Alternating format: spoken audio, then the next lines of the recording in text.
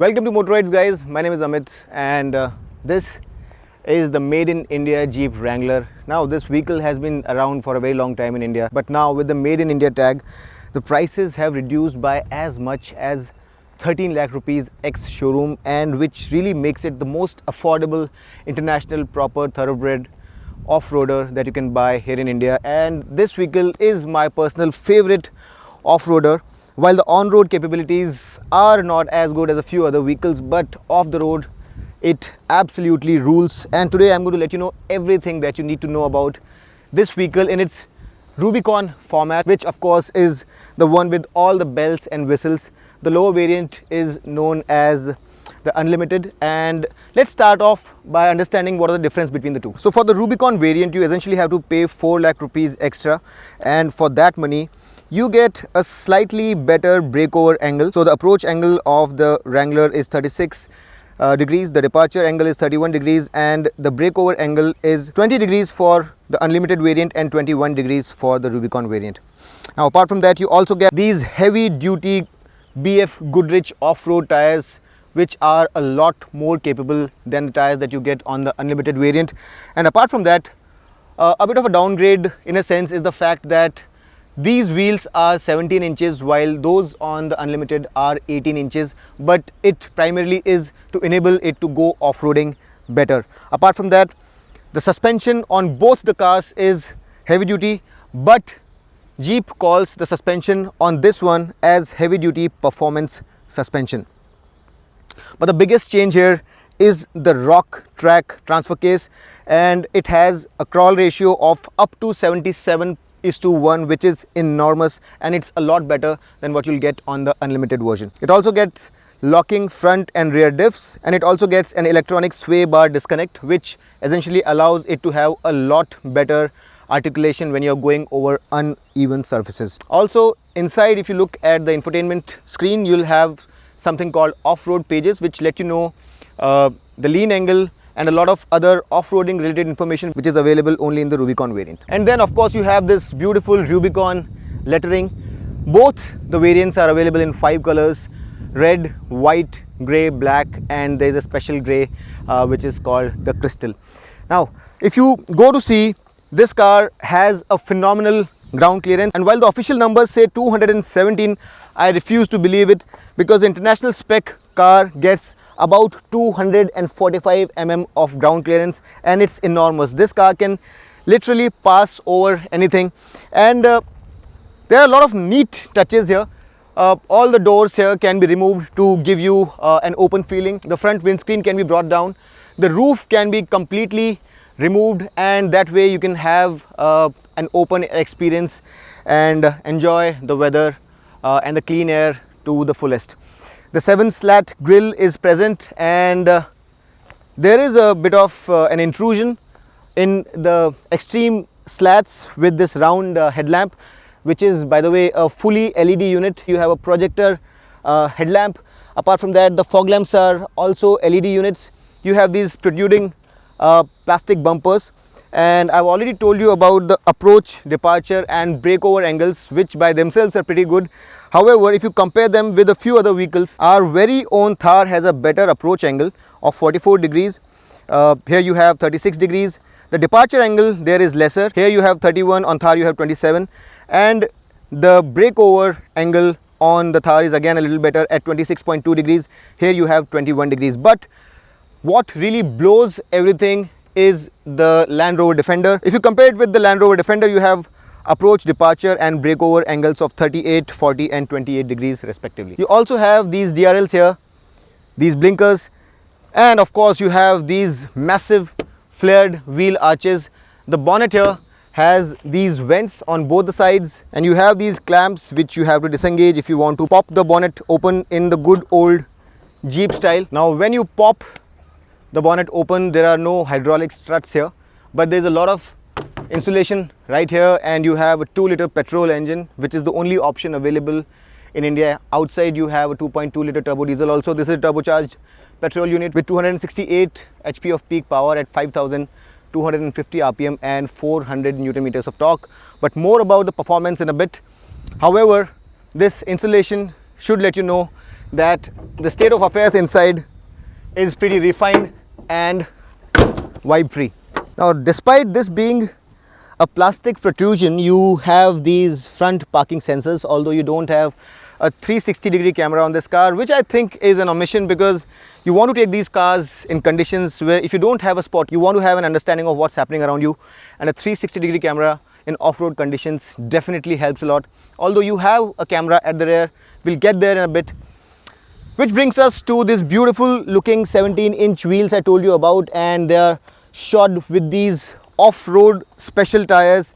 These are 255 section BF Goodrich tires, and with the pattern on these tires, it should be evident to you that you can use them off the road very, very convincingly. You have a vent here, the Jeep Wrangler branding here, and this good old antenna which warps you back in time. The doors obviously are hinged on the outside. You can take them out completely, and the mirrors are pretty big and vertical as well.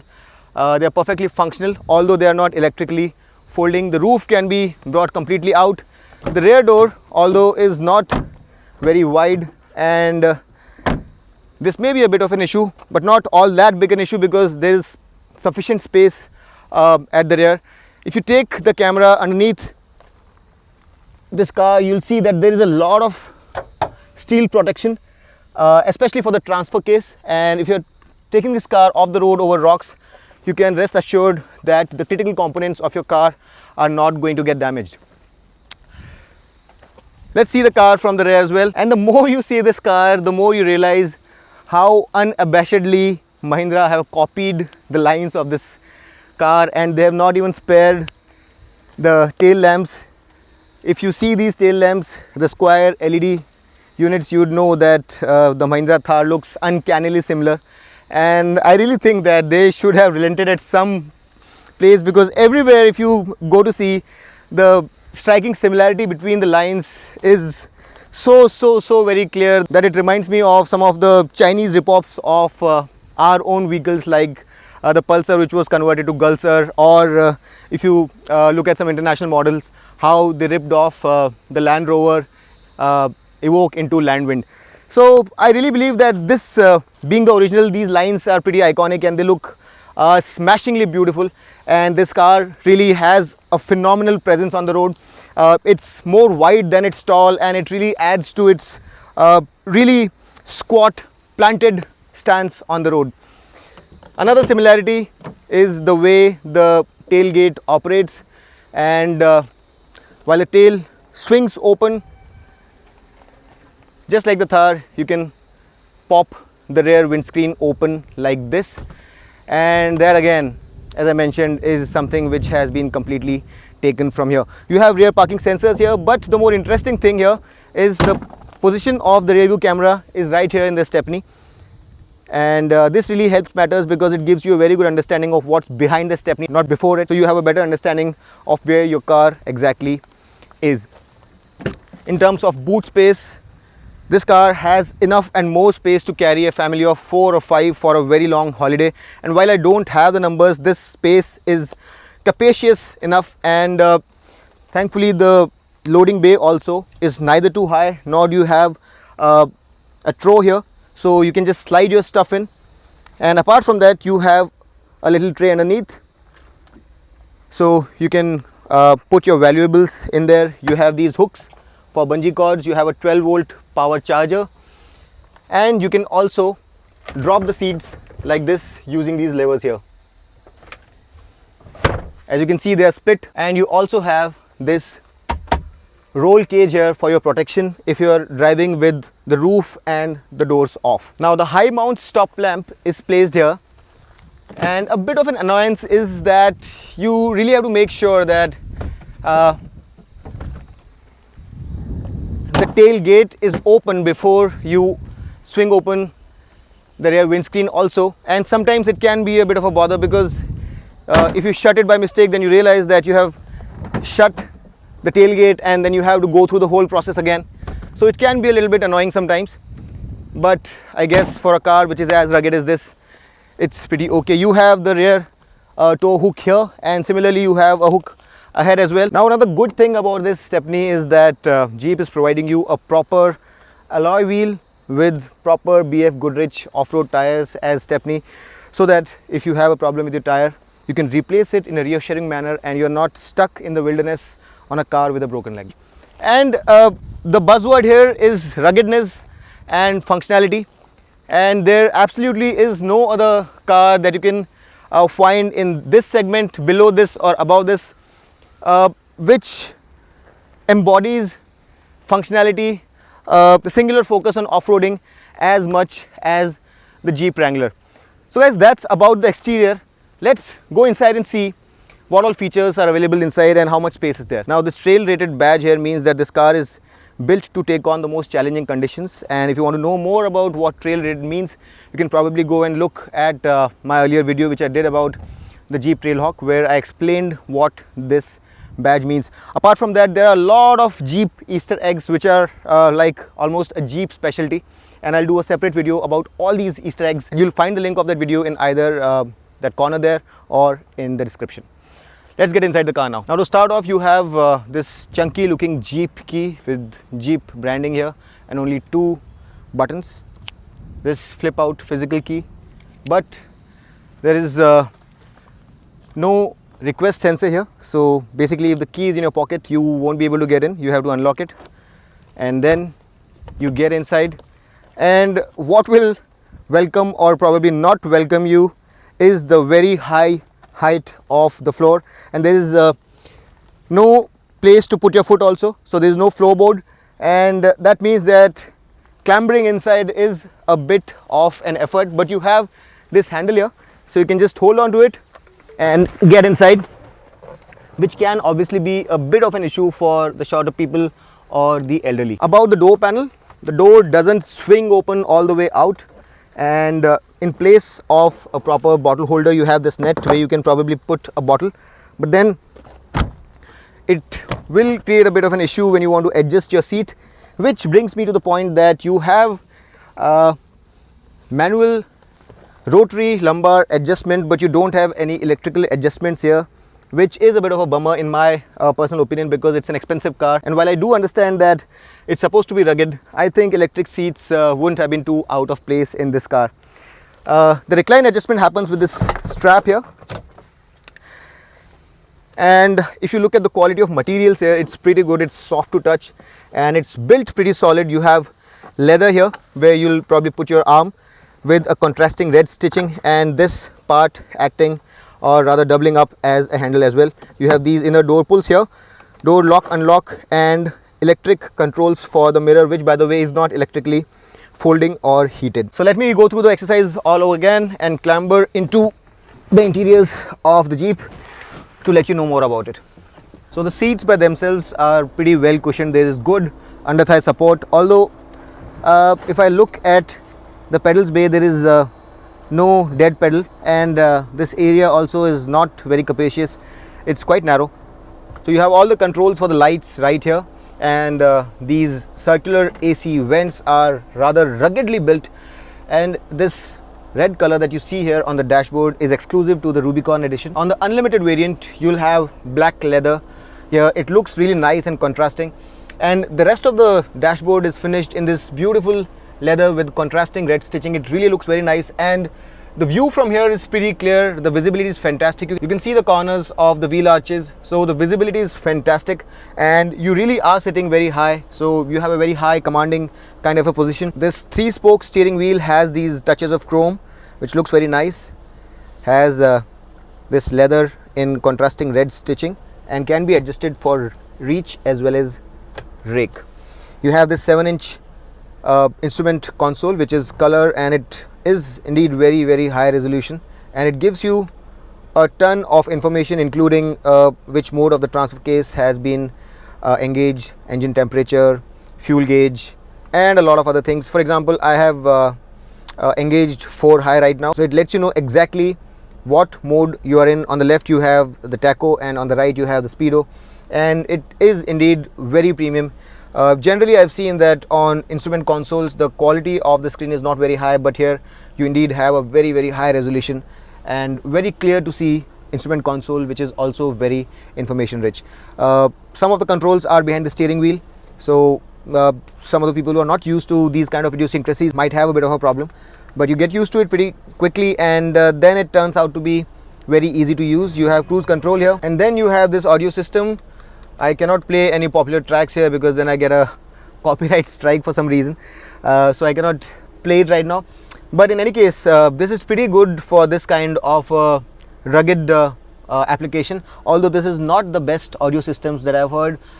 Till the mid-range, not to the peak of the volume, it sounds pretty good, and the bass is pretty crisp, but this definitely is not the kind of system that the audiophiles amongst you would want to have. So the only manual control you have for adjustment is this for seat height, which by the way is available in some of the more economical cars as well. Let's see what else we've got here. So let's talk about this removable roof first, talking of which there is ample headroom for people up to the height of 6 feet 2 inch, and these levers that you see here, you have to remove them one by one, all of them, in order to remove this roof.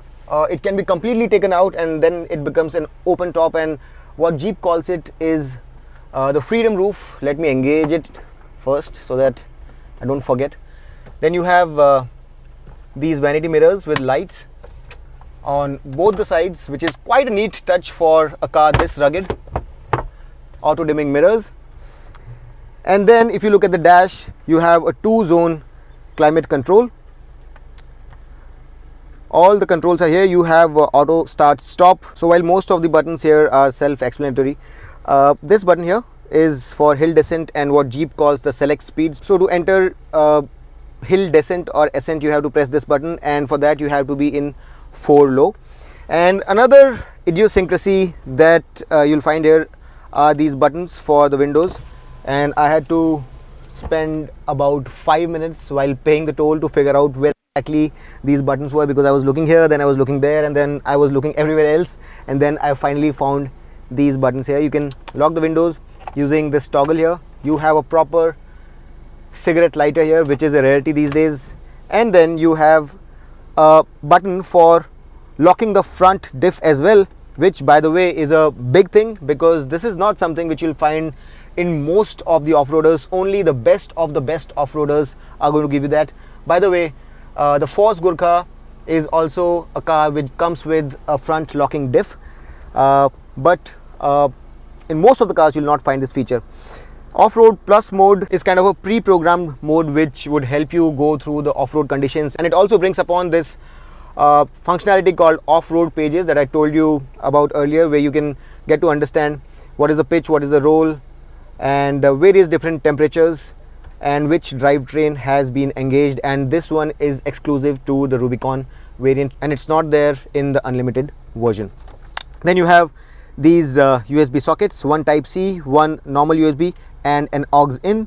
And apart from that, you have this little crevice here. You have 2 high, 4 high auto, 4 high part-time, neutral, and 4 low. And then of course you have this lever to control the drive, which is the drive selector.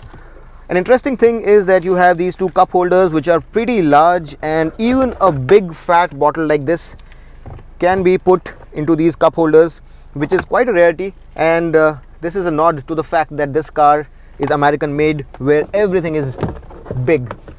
There is no electric parking brake here, and I love it this way. I personally like manual handbrakes because it gives me more control, and in case of a battery failure it doesn't leave me stranded. Then you have this very nice wide armrest with contrasting stitching, leather, and a small tray on top with a lot of space inside, and a USB socket as well. The seats are pretty well bolstered, although for some really big people they might be a little bit narrow, but for me they're perfect, and even for a size or 2 bigger they should be fine. But for some very large people they may be a little narrow. Then you have this Rubicon branding on obviously the Rubicon variant. The headrests are adjustable. The speakers are there on the roll cage components, and this must again remind you of something which is made in India and has taken a lot of inspiration from this car. So the front of this car is very rugged. It's very well built. You have this grab bar for the person who's sitting as the passenger, and while this is indeed very rugged, you can indeed keep everything open and nothing will happen to the speakers. It's splash proof to an extent. However, it's not the most luxurious, but what I can tell you is that it is built to last, and you cannot fault the paneling. Everything has been put together very beautifully. There are no gaping holes, there are no jagged edges, and there are no imperfections where various different panels meet. So in that sense, this interior looks very nice. And you also have this little space here where you can probably put your cell phone. So quite a lot of storage spaces, except for this one, and the glove compartment here is exceptionally small. Talking of safety, you get 4 airbags, you get ESP, you get hill descent control. A lot of features are there. ABS is there. However, the Euro NCAP safety rating of this car is not very promising, only 1 star. So that's something that you have to be very careful about. It's not a car that you can use at very high speeds on the highways. The seat belts here are adjustable, which is a neat touch. And overall, the sense here is that of a very well equipped car which has all the features. The Uconnect 4 infotainment system works very well. It has tire pressure monitoring system, although things like wireless charging and remote on and off and a lot of other features that you find in modern cars are missing. But I'm not complaining, because I'll not be buying this car for all those features. Another detail that you probably would be interested in, and that points at the rugged lineage of this car, are these Allen key bolts in places like here and here. Rear you also get these reading lights, and although they are not for individuals, at the center you have this rather comprehensive unit which lights the rear up nicely. Let's get to the back seat and see how much space and comfort we have there. So just like the front, the quality of the materials on the door panels is pretty good. It's soft to touch. There is leather here, although the door width is pretty small, and just like the front door, you don't have a proper bottle holder here. You have this net where you can put a really big ass bottle, and then again you have to use this handle to clamber inside the car. The ride height is pretty high. Under thigh support is not all that much, but knee room and leg room is sufficient. And then you have this net at the back of the front seat as well. The transmission tunnel at the back is not too pronounced. You have these 2 little trays, and you have this little space where you can probably put your cell phone. You have a proper 230 volt 150 watt 3-pin socket, so you can actually run your electronic accessories like a laptop using this. 4 USB sockets, and then again, just like the front, you have the window switches here, which is again a little bit difficult to figure initially, but you will obviously eventually figure it out. You have AC vents here, a big wide armrest which has a very neat touch, because what you see here as cup holders in this armrest is actually the headrest of the seat. So you have this headrest come cup holder here where you can put your cell phone like this, and surprisingly this headrest is also adjustable, which means that your cup holders are also adjustable. You have leather here. Seats are quite comfortable except for the lack of the under thigh support that I talked about earlier. And if you talk about the width of the car, it's a very wide car, so 3 people can actually sit here abreast for medium journeys. That's not a problem. The headroom is not a problem. There is ample headroom here, although this material here of the roof doesn't seem to be very pliable or flexible. It seems brittle, so upon impact I can see this developing cracks. So while removing it, you probably will have to be a little careful. Overall, while I believe that these seats could probably have had more thigh support, I think for this kind of an application, which is primarily for the outdoors, for going off-road, the amount of leg room and knee room that's available is quite appreciable, and the width is also quite appreciable. There is ample number of electrical sockets also, and there really is nothing to complain. The quality is pretty good, and for an off-roader, I think this place is a decent place to be. So now, since this car is a proper off-roader, let's talk about the off-roading prowess. And I think there is nothing much that needs to be said about it, because it has proven itself in some of the harshest conditions, the most challenging environments. And as you can see, we are right now making our own way through this barren land, and I'm not even looking where I'm going. So with its front locking differential, rear locking differential, the enormous amount of ground clearance, and most importantly, this very potent 2-liter turbo petrol engine, this car definitely does not miss a diesel, because the power is available right at the bottom of the rev range. And as you can see right now, I am just clambering over all the mounds, and I am not even looking at the ridges that I have, these waterways that I have in front of me.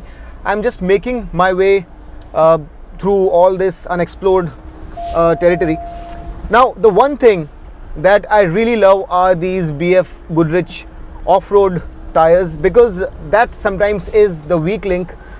Even with the best all-wheel drive or four-wheel drive systems, what happens is, especially in the wet, if your tires are not good, even with the best traction control, there's no traction. The tires keep spinning, and the car sometimes fails in wet conditions, especially over inclines, and that absolutely will not happen with these tires on. Although they are not as good as the normal road going tires on the tar, but off the road they are exceptional. They are very strong and not susceptible to punctures very easily. So all of that really makes this car fantastic. And as I told you earlier, you can de-link the sway bars, disconnect them so that you have better wheel articulation. You have this off-road plus mode, and front plus rear differentials or rear differential exclusively can be engaged. So all of this really makes this car a very capable off-roader. And definitely if you want to go over some really bad surfaces, you will not have a problem. If I have just this little minute complaint, it's just that just because it's a 4-door version and it's a car with over 3000 mm of wheelbase, over some of the mounts the breakover is not all that great, so sometimes that can be a little bit of an issue, but there is sufficient protection underneath, so that should also not be a bother. Now on the road, honestly speaking, there is really not much to write home about. The steering is relatively vague, and those off-road tires, they make matters worse on the tar, because on the unlimited version where you don't have these tires, the feel from the tires at the steering is a little better. Also, the steering's self-centering is not all that great, and you have to make an effort to bring it back to alignment, to straighten it. Apart from that, this engine is very capable, very linear, mated with an 8-speed ZF automatic transmission, and it works like charm. We have tested this unit in a lot of applications, and it's one of the best units out there. So there is absolutely nothing that you can complain about. This automatic transmission really works very well. Performance is more than adequate. You can do your 0 to 100 sprint in about 8.5 seconds, which is pretty quick for such a huge 2-tonner. There is a fair amount of body roll, and you would expect that, because this at the end of it is an extreme off-roader. But there is no grip from these tires on the tar surface, and my suggestion to you would be that if you're going to be driving this car on the tar, drive it in a leisurely kind of a manner. Don't try to hustle it, because this is not the car which is meant to be driven at a very fast pace on the tar. Although it has the performance, but the suspension and the chassis is not meant to be driven very fast on the tar, or to take corners very fast. Also, with that NCAP rating of 1, I would really not suggest that you push this car to the limit.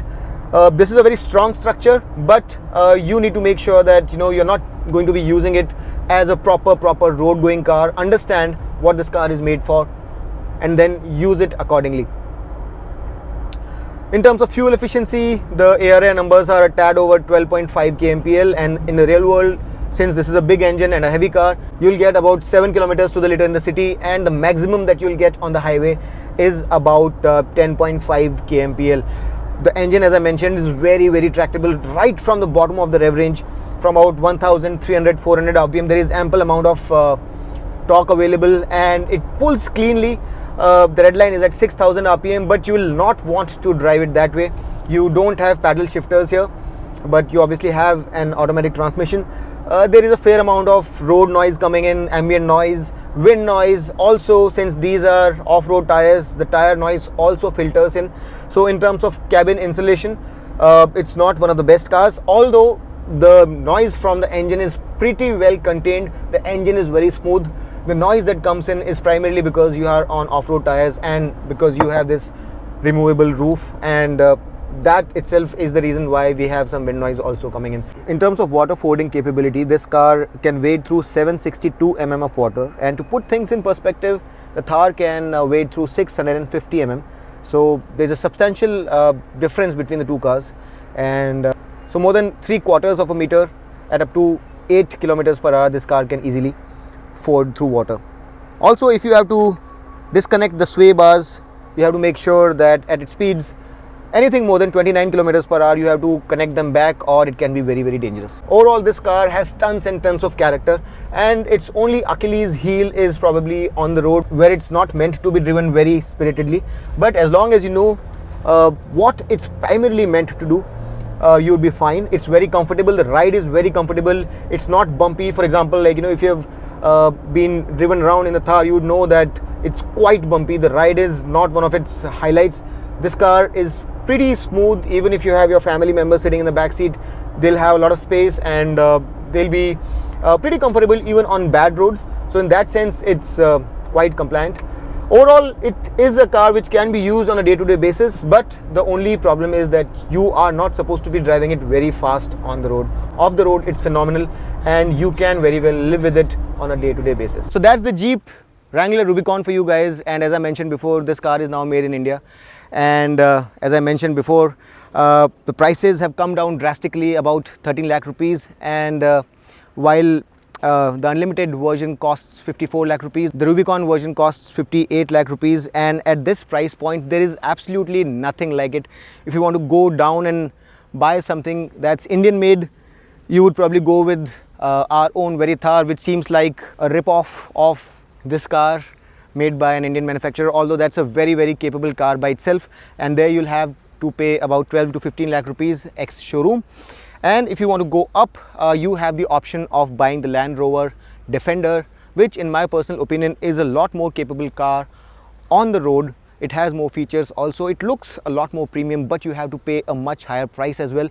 The price there starts at about 75 lakh rupees and goes all the way to 1.1 crore rupees. And if you want to go the full Monty, you also have the option of going with the G63 G-Wagon, and that car is obviously going to put you back by over 2 crore rupees ex showroom. In terms of capability, in terms of sheer image, with the Jeep legacy and the way this car looks, I really believe that this car totally justifies its price. And if you're looking for something that can go out in the wild and take you to places which normal vehicles cannot, the Wrangler still is the car to go for, and it offers the best of both worlds well in a relative way. But I love this car, and if I had to have only one car in my garage, probably this car would be it. I really hope that you like this video. If you found this informative, subscribe to Motoroids, hit that like button, share this with your friends, and always put Motoroids in your searches to get our in-depth long format videos. Thanks a lot for watching. This is Amit Shangani signing off. Rev hard, rev free, and drive safe.